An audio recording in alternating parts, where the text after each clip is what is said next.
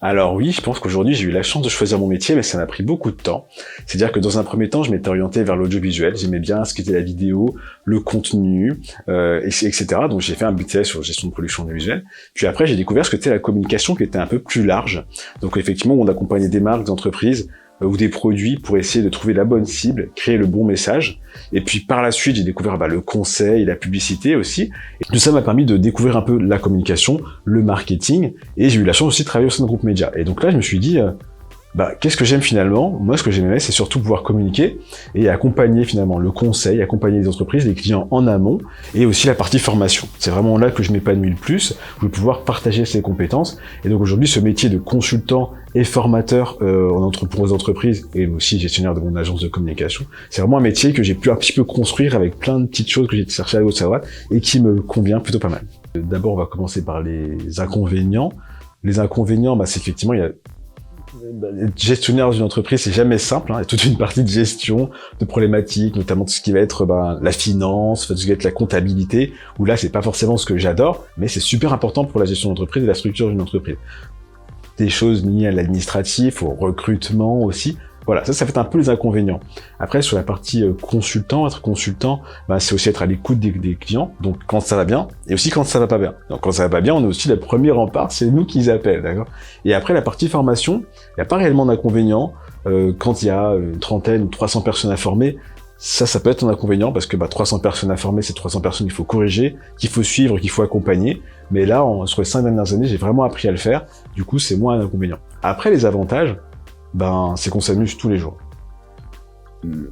J'ai pu être chef de publicité, tracking manager, donc mettre en place des campagnes de communication qu'on appelle aujourd'hui community manager.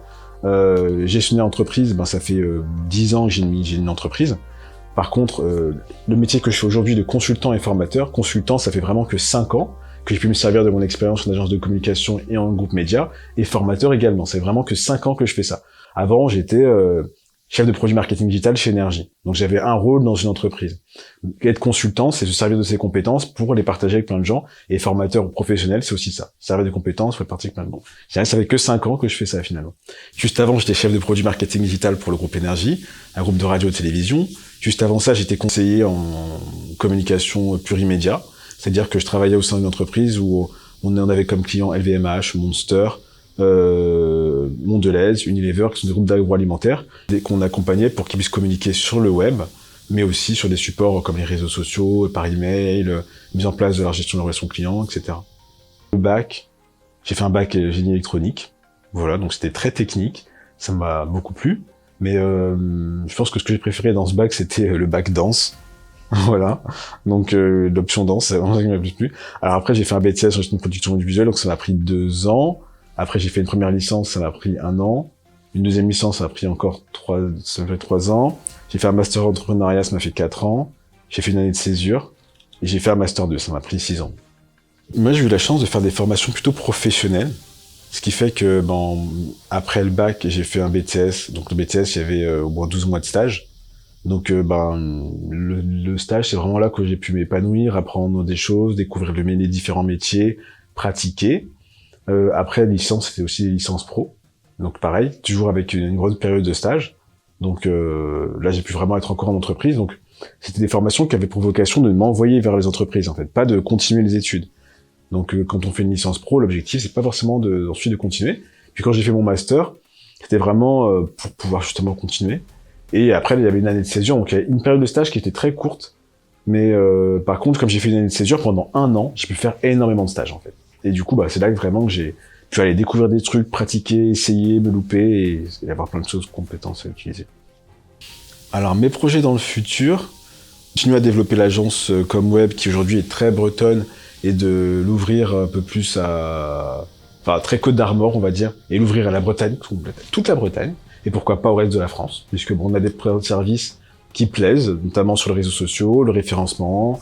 Les gens, ils aimeraient bien savoir comment qu'on fait, donc on va leur montrer comment qu'on fait, et surtout développer les formations. Alors les formations, ça c'est vraiment ce que j'adore, tout développer cette partie-là, et même si c'est quitte à reconvertir tous mes collaborateurs en formateurs, pour leur dire voilà, quand on fait quelque chose en one shot une fois pour un client, c'est bien, mais si on peut le faire plus souvent et régulièrement, nous apprendre des choses, apprendre aux clients, c'est encore plus intéressant, quoi.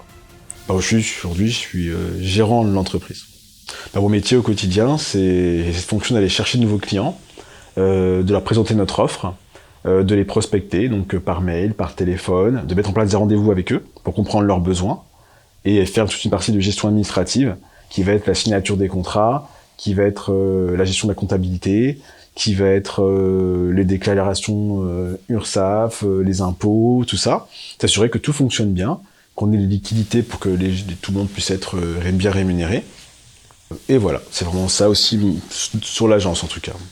Alors en équipe, très souvent, parce qu'effectivement, sur la partie prospection et conseil, souvent tout seul, mais une fois que c'est signé, c'est impossible de le faire tout seul, parce que les clients sont dans l'attente tout de suite, donc là, obligé de mettre en place des équipes dédiées, donc c'est la force de cette agence, c'est que pour chaque projet, on met en place une équipe qui va correspondre aux besoins des clients en fait. Alors moi je dirais oui, notamment depuis qu'il y a eu effectivement les 2 ans là, d'un peu de Covid, etc. Les métiers du web sont très appréciés, la communication, tout le monde en a besoin. Aujourd'hui, les jeunes, ils sont très sur les réseaux sociaux, énormément sur les réseaux sociaux. Et les réseaux sociaux, ça demande du contenu, de la vidéo, savoir parler, à qui parler, et parler rapidement.